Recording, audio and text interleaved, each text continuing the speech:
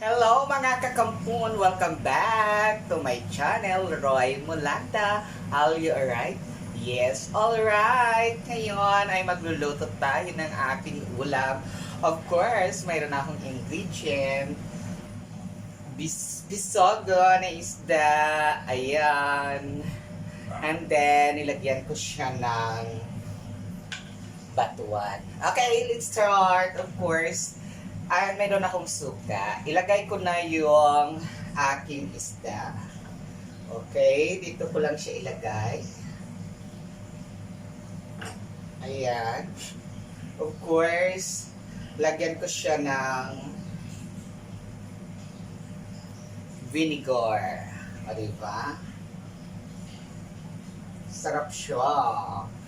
Para magsamsamanin natin ang kasarap, ubusin natin yung vinegar. Ayan. Hindi na tayo gagamit ng ng water, konti na lang. And then, ilagay ko yung batuan. Ching. Ayan. And then, ilagay ko yung aking ayan.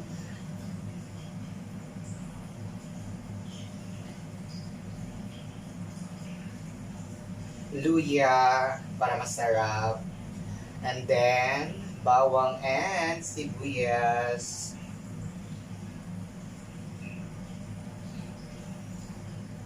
O, diba?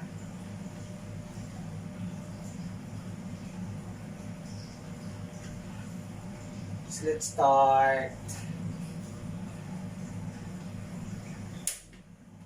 Diba? Simpleng ano lang yan, simpleng luto lang, pero masarap mga kakampon. Ayan, Ayan, siyempre, tatakpan ko na. O, diba?